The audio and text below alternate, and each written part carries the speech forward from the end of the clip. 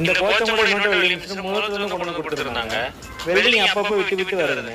இந்த company machine மட்டும் இல்ல, மேக்ஸிமம் ஐஜிபிடி டைப் இன்னொரு வெல்டிங் மிஷின்ல அவுட்புட் சைடுல சண்டுக்கு அடுத்து வர காப்பர் செஞ்சு போயிருது.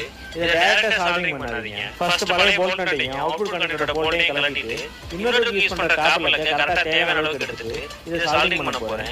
இந்த அளவுக்கு கனமான காப்பர் லக்கையை சால்விங் பண்றதுக்கு நாம குளோபல்ல செஞ்ச சால்விங் யூஸ் பண்ண போறேன். குளோபலோட சால்விங் கீழே இருக்கு பாருங்க. காப்பர் லக்கை சால்விங் வைக்கிறதுக்கு முன்னாடி பழைய சால்டர் நல்லா ஸ்கிராட்ச் பண்ணிட்டு பேஸ்ட் அப்ளை பண்ணி ஃபர்ஸ்ட் சண்ட்லயும் பழைய சால்டர்லயும் நல்லா லெட் இறங்குற அளவுக்கு சால்விங் பண்ணிக்கிறேன். இப்போ காப்பர் லக்கையும் பேஸ்ட் வச்சு சண்டோட சேர்த்து நல்லா சால்விங் பண்ணிக்கிறேன். சண்டலையோட சால்டரிங் காப்பர் லக்கோட சால்டரிங் நல்லா மெர்ஜ் ஆகுற மாதிரி ஹீட் பண்ணி சால்விங் பண்ணிக்கிறேன். எந்த அளவுக்கு நல்லா ரெண்டு சால்டரிங் மெர்ஜ் ஆகுதோ அந்த அளவுக்கு ஃபியூச்சர்ல ப்ராப்ளம் வராது. சால்விங் பண்ணி முடிஞ்சது எக்ஸி தின்னர் வச்சு சால்விங் பண்ண இடத்துல நல்லா க்ளீன் பண்ணிக்கிறேன். இப்போ போர்டு புது போல்ட் நட்டையும் கனெக்டரோட போல்ட்டையும் நல்லா லீக் வச்சு மெஷினை க்ளோஸ் பண்ணி ஆன் பண்ணி பார்த்தா அவுட்புட் கரெக்டா வருது. இது மாதிரி இன்வெர்டர் வெல்டிங் மிஷின் கம்ப்ளைண்ட்னா கான்டாக்ட் பண்ணுங்க.